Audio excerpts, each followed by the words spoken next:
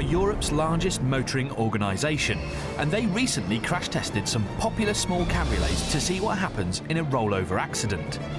They found that Peugeot's 207cc was the safest thanks to extending rollover hoops at the back of the passenger cabin.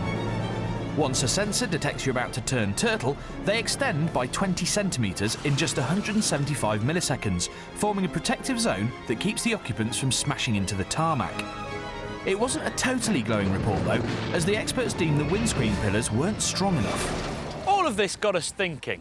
What about older convertibles, the ones that don't have the modern pop-up safety equipment? Summer's here, and a pretty little 306 cabriolet like this comes in at just 1,500 quid. Now that's sorely tempting for a bit of summer fun. But exactly how safe are you if something goes wrong? We're going to find out by simulating a high-speed rollover ourselves. Euro NCAP awarded the Peugeot 306 hatchback a middling 3 stars, but they don't test for rollovers, so nobody knows how this car will perform. It's something that the American crash test authorities seem far more concerned with. They issue rollover ratings for new cars, probably because they love driving around in tall, wobbly SUVs so much. But they also say that sports cars and roadsters can roll over, especially if they're being driven aggressively by a young, inexperienced driver who's being put off by fluttering hair. Now, rollovers have a much higher fatality rate than other types of accidents, so exactly how does a car turn over? Well, the first way, in 95% of cases, it's because the car trips over something. So the car starts to drift off the side of the road at speed, clips a curb, and then flips. Or similarly, starts to understeer off, and then digs into the soft soil at the side of the verge and rolls over. In the other 5% of cases, it's because the driver does some big, dramatic, accident-avoiding swerve, and it's the same result. We'll be making our car turn over by winching it up this Hollywood pipe ramp. Having retired to a safe distance first, of course. Our crash test dummies will show us what happens to the occupants.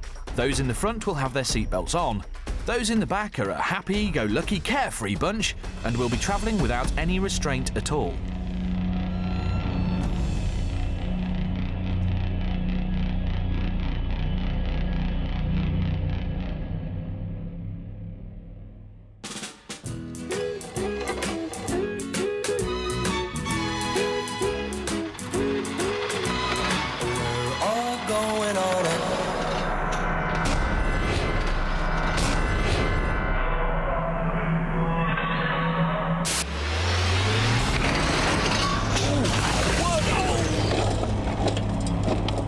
That's gonna wobble your wig. It was horrifying.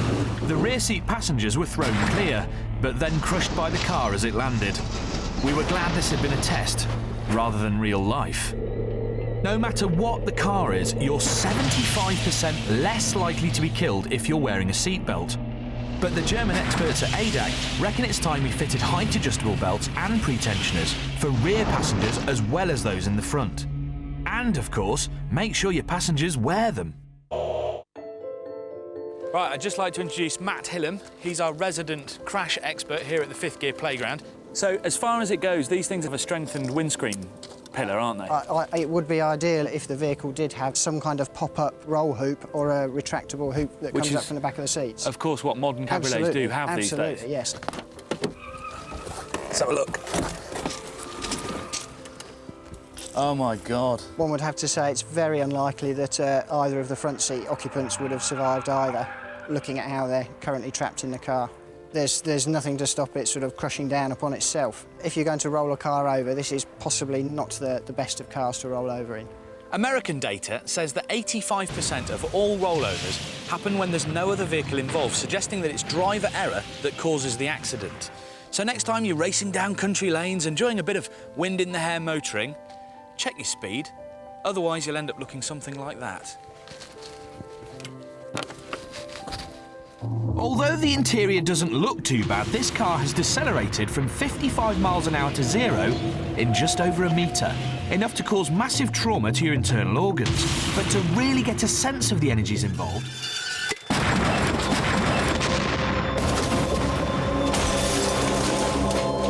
it's horrific.